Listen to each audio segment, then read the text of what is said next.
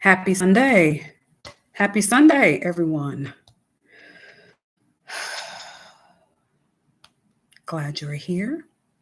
Glad you're joining. We are live.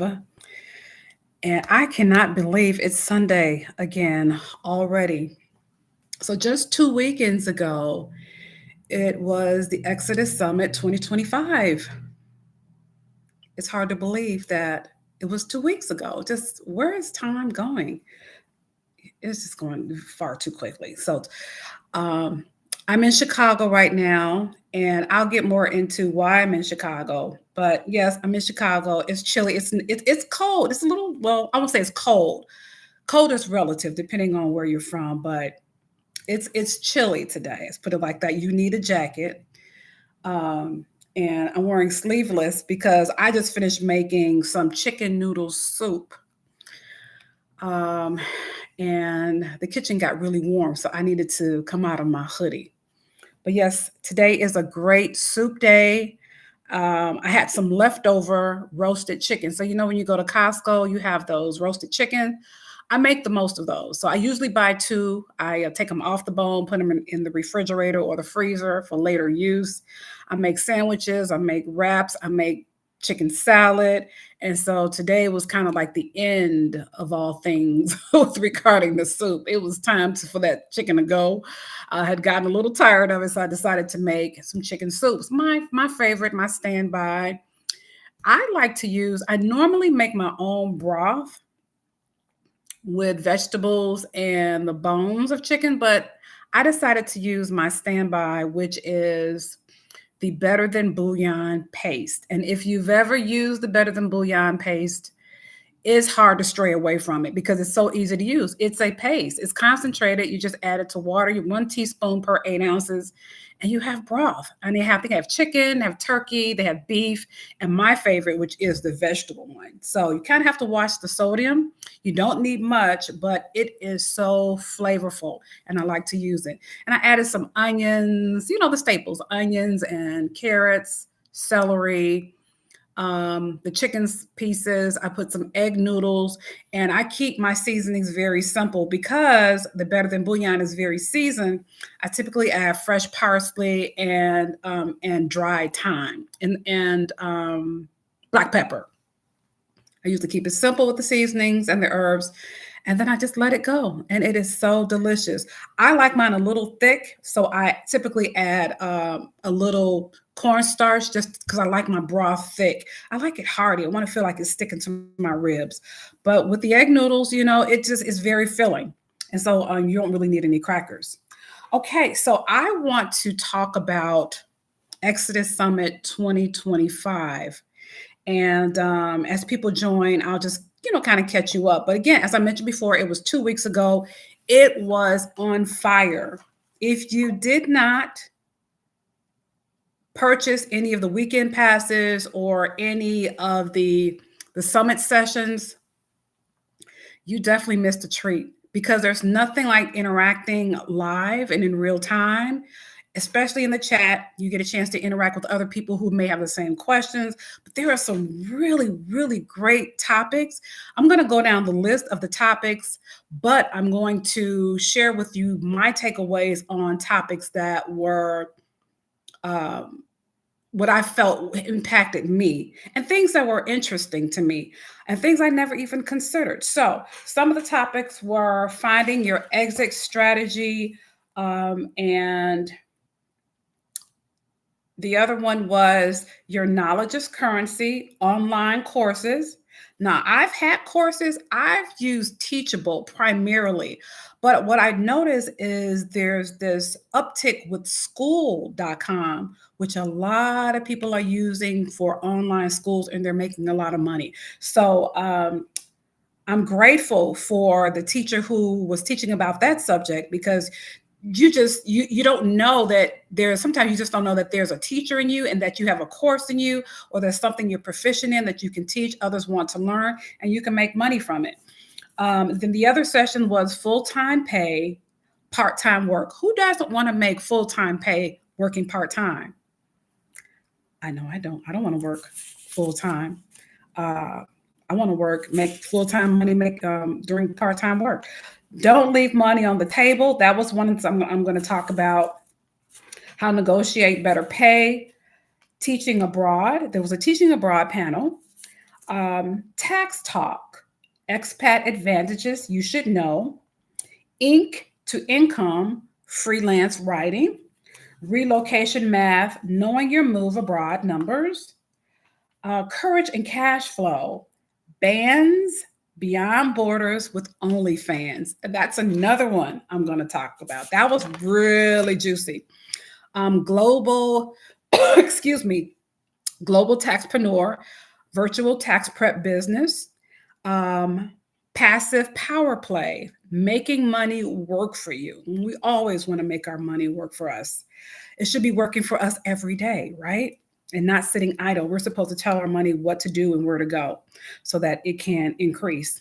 I talk about the parable of the 10 talents, and I won't get into that in today's talk, but that's one of the messages that I connected with that, making money work for you.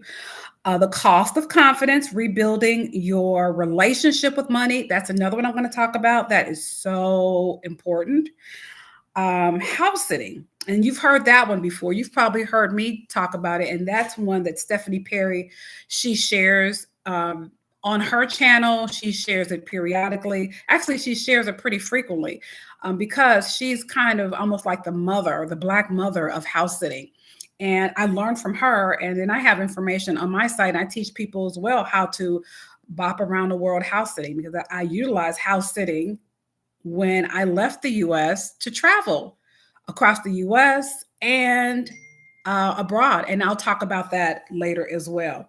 And then my session was last Sunday. The first session of the day at 9 a.m. was 2 weeks ago. And I was talking about how to launch your virtual assistant career. And I will get into that as well. But welcome, everybody. I'm glad you're here. If you're not here real time, I look forward to seeing your comments in the chat later when you watch the replay. But just know this Exodus Summit, it was fantastic. It seems like it's getting better every year. There's some questions about whether I need to come every year. Well, that all depends on what you want. And the topics are usually laid out every year. Starting at about August, where they started advertising the speakers and the subjects, and you get to determine, how you want to receive the information, whether it's a weekend pass and how long you want to be able to access the replays. But I know that the information is it can be overwhelming, but the way to not have it be overwhelming is to kind of watch it in increments. Maybe watch it for 15 minutes and then, watch it 15 minutes later instead of trying to go through the whole sessions when you're watching the replay.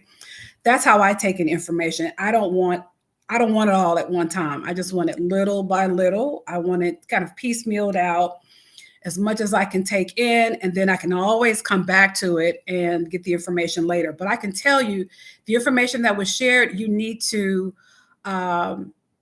not need to, it's encouraged. I've never said you need to, you don't need to do anything, but it's encouraged that you watch it a few times so that it can sizzle in your spirit, as they say, and it really becomes part of you, especially if you want to learn a subject or there's something you're connected to and you're trying to move to a different place in life.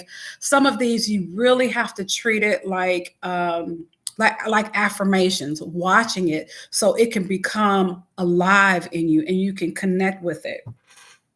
So I want to talk about the first one is don't leave money on the table, negotiate better pay. I wish I had seen that when I was working in the corporate world, because there are times, and of course I have two careers, as I've always mentioned. I've worked as a corporate senior level executive assistant, but I've also worked as a chef in the food service business simultaneously. I've had two careers, but let's just focus on the corporate one.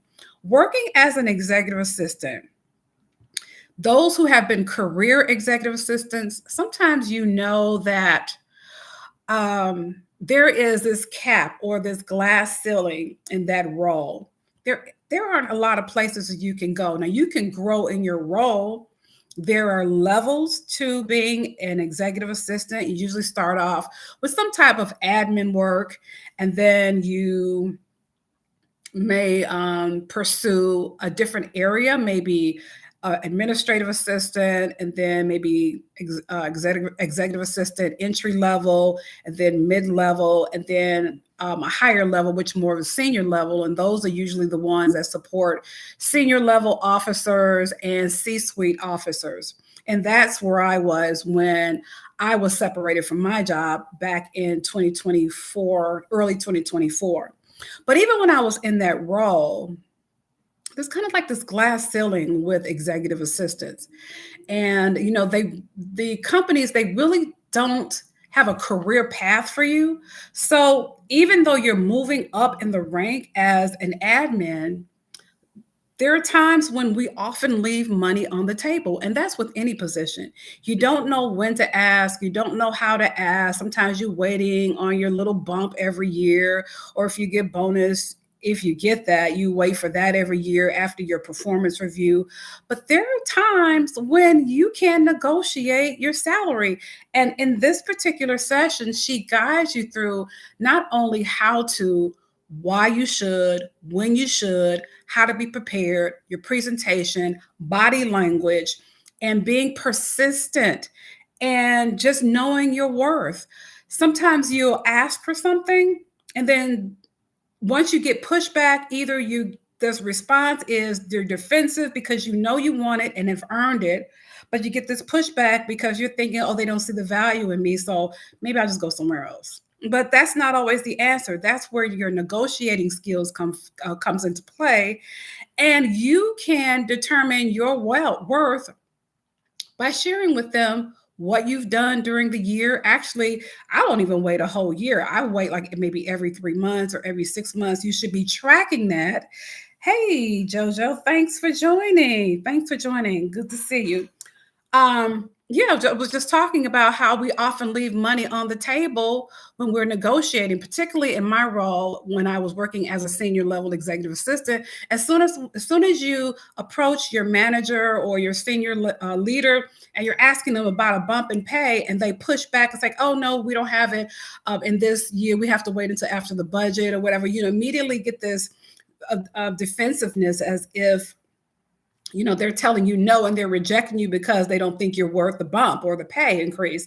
Well, that's not always the case. Sometimes it's not in the budget, but in that particular session, what she's teaching you is how to present your case, how to affirm, what you've done during the year, making sure you have documents and data to support it, when to present it, because there are some times of the year that it's not to your advantage to present it. And then you kind of have to know the mentality of your manager as well, when is a good time to approach them.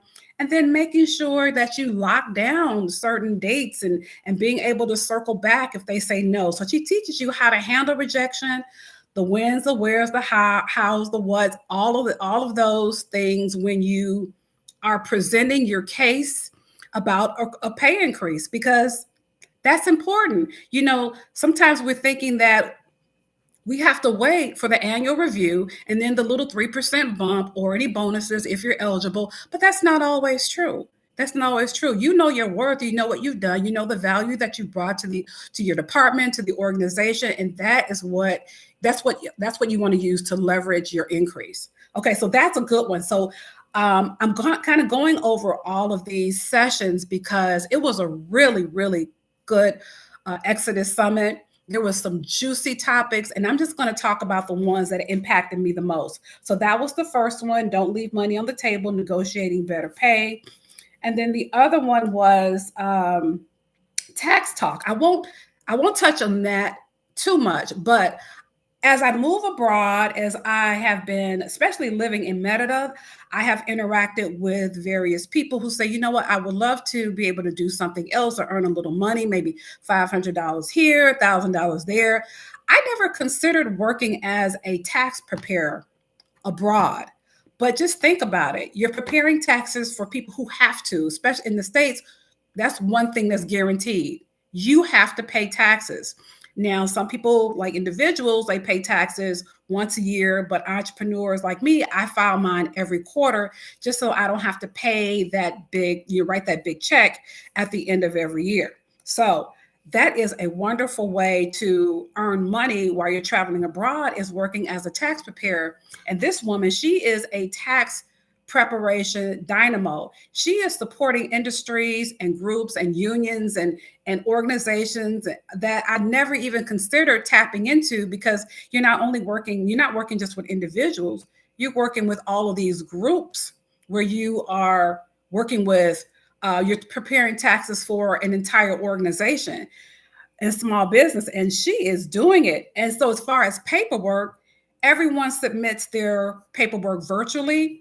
I believe she says she has a virtual email box. So everything is done electronically.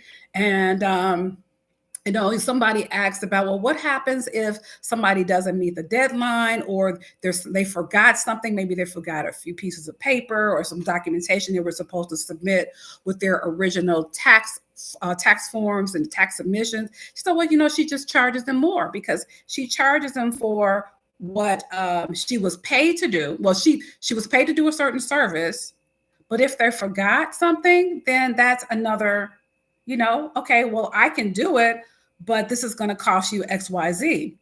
But she walks you through the entire process of becoming a virtual tax preparer, and she is living her best life doing it. So that was the second one that was interesting. I don't want to become a tax preparer, but I just want to mention it because if you are looking for something to do, and I know Jackson Hewitt and H&R Block, they offer free classes on how to become a tax preparer. So that's your start. And then what she does, she can actually help you set up your business so that you can have the right software, making sure it's compliant, because not everyone that says they prepare taxes, are legitimate. Sometimes they run into some legal issues, some tax issues, and they don't go to the tax preparer. They come after you. So you want to make sure that you have the right tax preparation software, so that if there are any issues, then you'll know all the laws, and that you are compliant, and that you are working on in the best interest of your customers.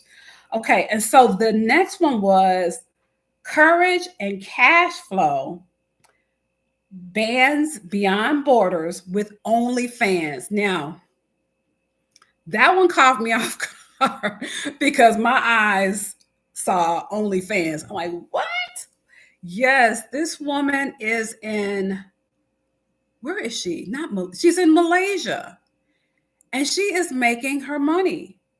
She's making money with OnlyFans. Now, I will say that hers is more, risque, but that's the path she chose. And she's earning up to $1,000 a day for the days that yes. My ears perked up to my what? Let me get my feet together so I can show some toes. But no, that's her path. But if OnlyFans have opened up to other classes as well, other things that you can teach. You can teach people how to sew, you can teach people how to cook, but because people have certain fetishes, I know that there are people on there showing their feet, showing maybe their backside. They're saying, hey, can you bend over, or you do this or do that? Now, not everyone wants to do that, but you have that option, because there will always be people who just love the female form or even the male form, and want to experience life in a more risque. I don't know what I can say on YouTube. So I just want to make sure I keep it classy and keep it legal, because I don't want to get kicked off here. But yeah, OnlyFans is one way that you can earn money, but you can also teach classes. So I encourage you, if there is something that you want to teach, if that's a lane you think you may want to go in, whether you do it or not, don't judge yourself. Check it out. And see what you have to offer. But she was very thorough, and that was one that you might be interested in. So that was number 3.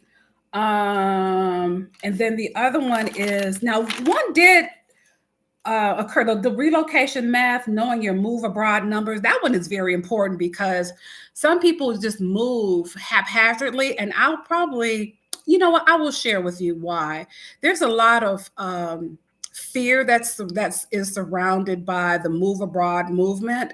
And if you get caught up in it, it will keep you from using your best judgment and actually planning out your move. You will think that you have to go right now, and the planning stages will you kind of move that to the side because you're so focused on getting out that you don't realize there's so much involvement or so much that's involved in actually planning, preparing, and executing your move and knowing your numbers.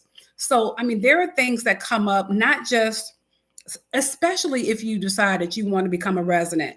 Like I am a resident, a legal, a permanent resident, temporary resident in Mexico, but I had to start the process in the US. And that was a fee.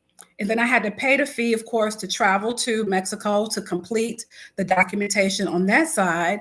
Then I applied for the RFC because I knew I wanted to open a bank account. So not only did I have to have money for the bank, but I had to have the fees to get my RFC, to apply for it. And then I had to pay for an agent because I don't speak the language fluently. I do speak a little bit of Espanol, but I don't speak it fluently in order to talk among, the workers or anyone at the governor's or the government offices, so that they can process my paperwork, or the immigration office. That's what I meant to say. So have to pay that fee, and then you think about your housing, what it's going to cost you monthly. Are you going to rent an apartment? Are you going to Airbnb it for a while? Are you going to do the co-living thing with someone else? Where are you going to live? Some places have hostels. That's an option. How are you going to eat? And sometimes how to eat, how to navigate that, because there are more commercial stores and you have your local mercados where your money can stretch a little bit more. So there are a lot of factors. Just how are you going to live every day? And some people just land there, find themselves going to soup kitchens or going back home or just bouncing around the country because there's no stability there, and they didn't realize that there was a cost to moving abroad. So you have to think it through, and you have to know your numbers.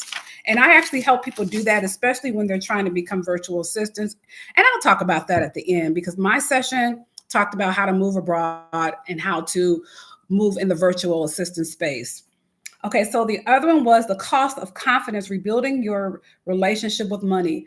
That one was a personal one to me because I didn't have a good relationship with money years ago. I didn't. Years ago, okay, so when I was in college, those were the days when they would just, I don't know how they do it now, but they just used to send you credit cards. I remember my first one was a JCPenney credit card. I think I had a Marshall Field card. Marshall Field was really big here in the Midwest, particularly in Chicago. And I thought I had arrived. I maxed those suckers out because I liked shopping. Shopping was, so then I would consider it therapeutic. Now I just realized it was a crutch, because spending all your money and maxing out your credit cards is never therapeutic. That is toxic behavior. There's some unmet needs. I probably needed therapy because it was a way to manage my emotions. And so I just shopped it away. And before I knew it, my credit score was trash. It was like in the 500s. I couldn't get a car. I guess a lot of things you can't do when your credit is trash. But I didn't have a good relationship with money. I saw my parents argue over money, and it wasn't good. And sometimes when you're raised with thinking money isn't a good thing, or it causes, emotional damage, or you distance yourself from money. You start thinking, well, the only thing money is good for is being away from me. So the best way to get it away from me is to spend it, because obviously money is a bad thing. When you look at it through the eyes of a child, sometimes that's what you're thinking, that money is a bad thing. And parents, they do the best they can. One of the biggest issues that come between a man and a woman, or husband and wife, or partners, finances will drive you to divorce court. That's one of the quickest things that will drive you to divorce court. So having a healthy relationship with money is critical.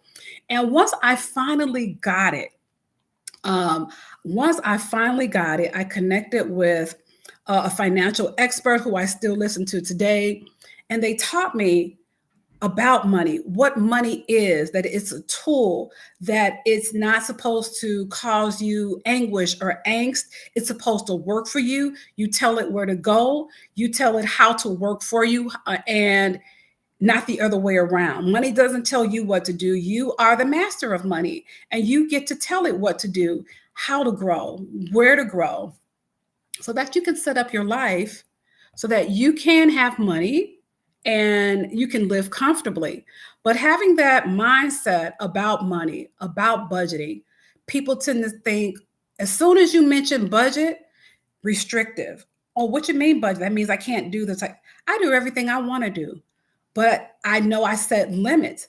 I use a $0 budget strategy, which I teach to my friends who are a little resistant, but it is what it is. I teach them how to budget. Just take your money and make sure every dollar goes somewhere. Every single dollar goes somewhere, so that at the end of your budget, it zeroes out, because you don't have any leftover money to use for this or for that. Every dollar has a category. So I may put money in my shopping account, I call them virtual envelopes, my shopping envelope. I may put money in my travel envelope. I put money in my investment, in my saving. I have an account strictly for my bills. I have one that is for like medical emergencies, for when I had a car repairs and maintenance, things like that. I made sure I allocated money for all of these things so that if I ever needed, these emergencies wouldn't just, when things come up, they wouldn't just hit me at once and then I'm borrowing from Peter to pay Paul, and now I use my rent money because I got to pay for my car expense. No, I've already allocated money to all of these categories so that it's available when I need it. So if a $700 expense comes up, I have to get my transmission fixed. I'm not scrambling trying to pull money together or trying to, use my credit card. Say, okay, I have an account specific for my car emergencies. I know where it is. I have it. I use it, and I get my car fixed, and it's not taxing those other expense categories or money that I could be used for savings or for investments or things like that, or money for my home. So that's just budgeting, but just understanding that money is not a bad thing, having a good relationship with money.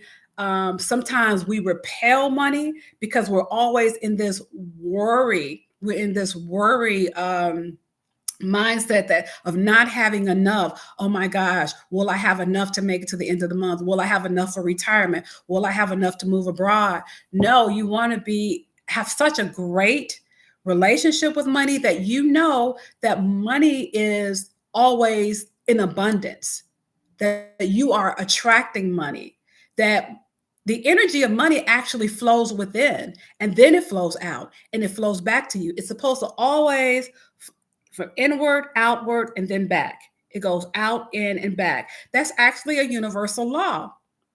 What you put out comes back. So that energy of money that's in you, it flows out and it comes back. When you give, when you share, when you tithe, when you give to charitable organizations, you give to the homeless, someone on the street, that's energy going out and it always comes back to you. It's a universal law. Once you understand how money works, you'll never, ever have to worry about money again. So that one, if you ever get a chance to watch that replay, that is a really, really good one. So, and the other one was, I think that was it. So we've already talked about house sitting because, you've seen it on my website. You've seen me talk about it on my YouTube channel.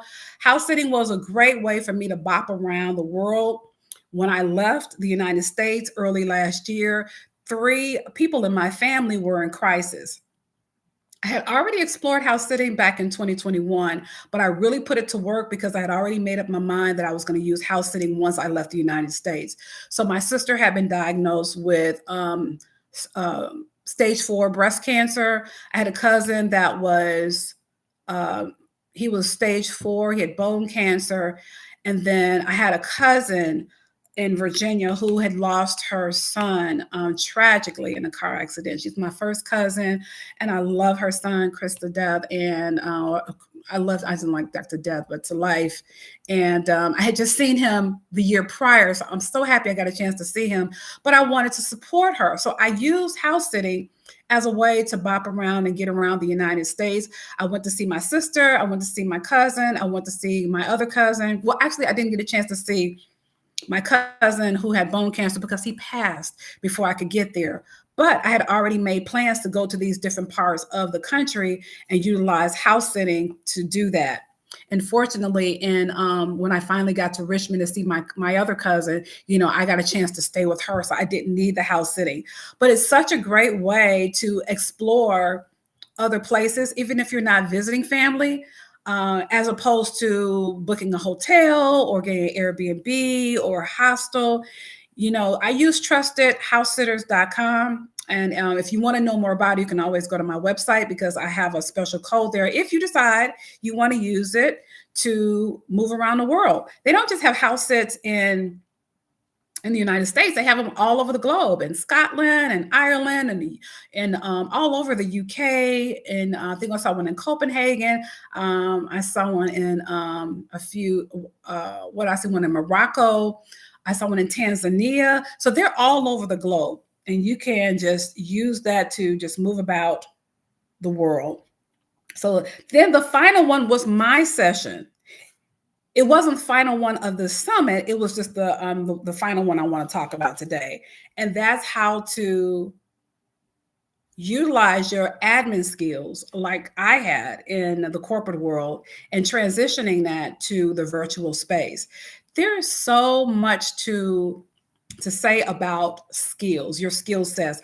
I have a skills assessment test, and people were pushing back a little bit on taking that test because they felt like it was a personal indictment or something about I was grading them. I don't grade them. I'll let you grade yourself. It's a self-guided test. It tells you how many you got right. It tells you how many you got wrong. And it's just to determine where you land. But people have more skills than they think they do. As I'm coaching people, especially since the Exodus Summit is ramped up now, and I've gotten so many coaching calls and coaching clients, I should say, which has produced coaching calls. And, I'm looking at their resume. I was like, you have a lot more skills than you think you do, and how that can transition into the virtual space, whether it's customer service, whether it's creating workflows, whether it's calendar management, email management, booking flights, travel management, meeting management, event management, managing customer relationship files and electronic digital files, creating courses, supporting entrepreneurs who want to create content for their social media platforms, marketing. If you can do any of those things, you can become a virtual assistant. But I will say the one thing that connects all of those is having some type of admin skills, knowing how to type or how to, utilize the Microsoft Office suite or the Google Workspace. Those are entrepreneurs or solopreneurs typically use one or the other. But knowing how to utilize those and how to organize emails, that's foundational. So that's what the skills assessment test was, just to let me know if you know the basics. And then everything else is a bonus. So that's my job, to assess whether or not a person has the skill set to transition into a virtual space. And most people do. And there's one area that we never even got a chance to talk about. And so hopefully, or maybe they'll invite me back to another Exodus Summit to talk about how to travel the world as a travel chef. That one is so unexplored. I do that. I worked in the food service industry for 30 years. I'm a licensed chef. And yes, the skill test is free. It's on my website. You take the skills test and it just guides you through 17 or 18 questions. And you'll see at the end of the test, how well you did. But as far as the travel chef one, I don't even think people know that they can do that. that you can take your skills on the road no matter where you go. And let me tell you the benefits of that and the reward of that. The benefit is that you get paid, that you can do it all virtually, that you can travel with some basic equipment, definitely your chef knives. Of course, you got to check those in your big bag, but just some basic things you'll need. You can take a chopper, use these things that you can pack in your big suitcase, a chopper, just something that you can blend food, maybe a small blender or something like that, but just basic things that you can use to make sauces and to process foods. You don't need all this big equipment. And if you decide to house sit, because you can move from place to place, you can ask your house sitting host, hey, do you have a blender? Do you have a food processor? Do you have this or do you have that? And they may be able to accommodate you. I'm going to tell you, some of my best classes and some of my best videos were in house sitting homes. If you go to any of my videos from, let me see, August of last year, 2024 to October, you'll see in the background this beautiful home, maybe with this yellow walls and this beautiful Mexican tile. That home was absolutely fabulous. It was a cook's kitchen. They had absolutely everything as far as kitchen appliances, little tools, everything a cook would need in order to create experiences for their customers. And I did it all virtually, and I was able to create video tutorials during that time. And it was an absolute pleasure. And through that, my YouTube channel, there was an uptick in members or subscribers because I was able to make great quality videos during that time. But just going from place to place, I remember doing a virtual class when I was in this beautiful home in Boca Raton, Florida.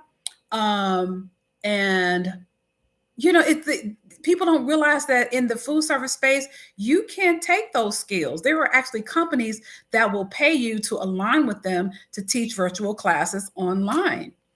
They get a portion, you get a portion. I think it's like right now it's a 30-70 split. But yeah, you can get paid to teach virtual culinary classes. And that's what I do. I teach other people how to do it. I'm here in Chicago right now, and I actually have a couple of classes. I actually have a course that I'm developing on my website to teach people how to do it, how to take and tap into their culinary skills and take it on the road. And here's the best part. The best part is, excuse me, while you're in these different countries, you are learning how to use the indigenous herbs, ingredients, things that actually grow in that country. You are gaining a wealth of experience working with all of these foods that are seasonal. Some things you may not be able to access readily like you do in the US, because we get a lot of imported food here and everything is accessible. Not in Mexico. And if you see it, you better grab it, because you may not. I actually have a video about that on my YouTube channel. If you see it, you better grab it, because you may not see it for 2 or 3 more weeks and maybe even a month, because they don't import like we do in the US. So as a culinary professional, you learn how to pivot, and that just makes your recipes so much more interesting, because now you're using your recipes as the foundation, but you're adding like a culinary flair because you're using local ingredients. So that is the payoff, because you're always learning. No matter what industry you're in, you're constantly learning and improving and sharpening your craft. So, and I really wanted to get back to that whole energy of fear mongering when it comes to this whole move abroad movement. It is a really good one. I mean, I think moving abroad is a wonderful thing. I think the people who have implemented the Exodus Summit has done a wonderful, wonderful job of curating these great panelists and speakers who can teach us different ways to make money and how to move through the world, particularly as Black women. But there are some undercurrents in other spaces, maybe some groups or other groups, not necessarily Exodus Summit, where you feel like you better move. You better move now. Things are getting crazy. You got to go. You got to go. It's unsafe, this, that, and the other. Now, I realize in this current climate, it's unsettling. I'm here in the States. ICE is here. It's like 15 minutes away. They're here. And I see it. in real time.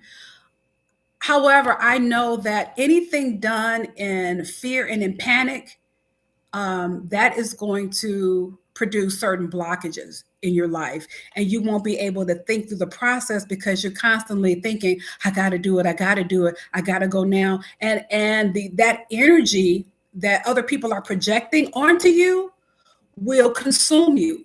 And then instead of thinking through the process of, okay, how much is this going to cost? What do I need to travel abroad? Where am I going to go? What exactly do I want to do? How will I support myself if I'm not retirement ready yet? Just thinking through the process, making a plan and executing, you'll forego that and just go straight to the going part, because you're filled with this sense of anxiety, this angst, this anxiety, and you're feeling like you aren't grounded. And that's not the place where we want to operate. We want to make sure we think it through, that we're prayerful, that we're meditating, that we're always grounded, that we're always making a decision that serves our best interest. And that's whether here or abroad.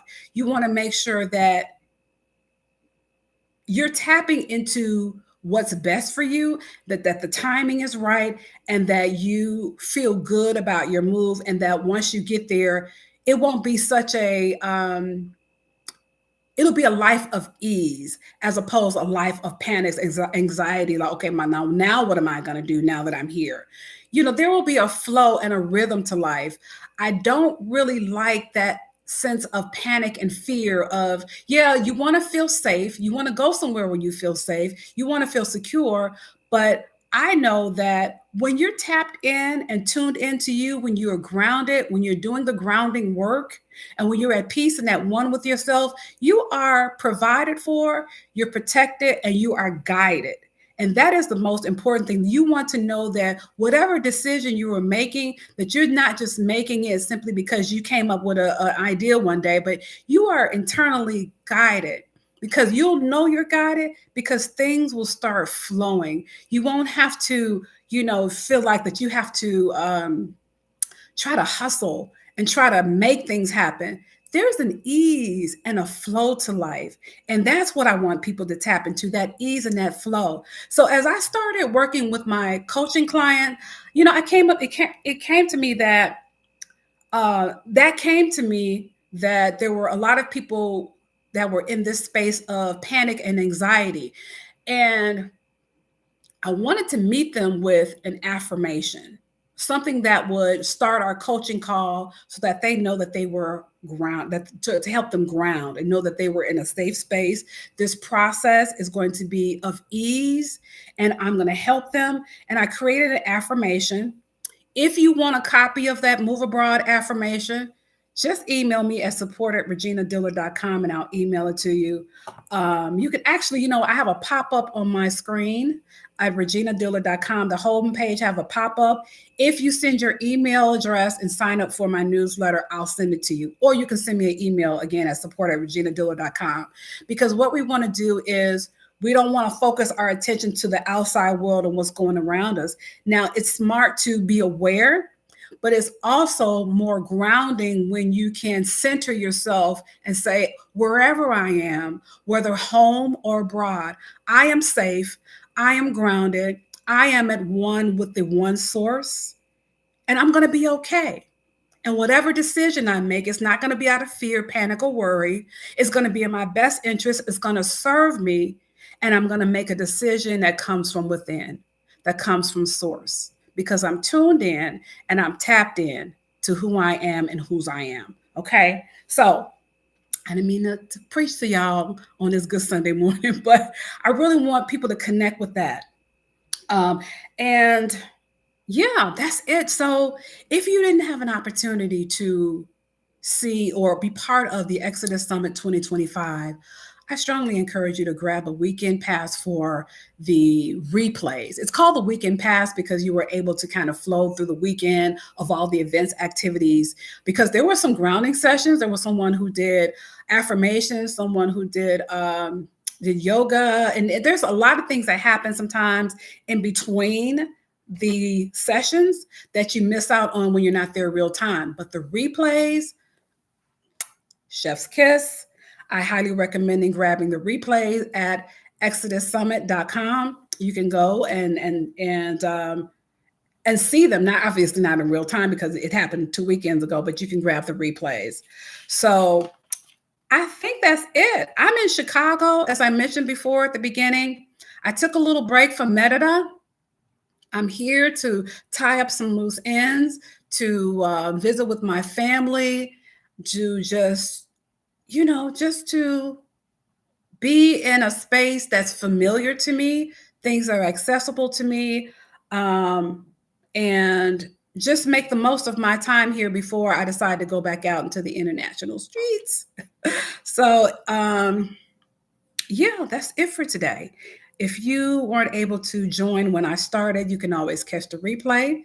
And that's it for today. So I wish you all well, be blessed, and I will see you on the next live. All right, take care.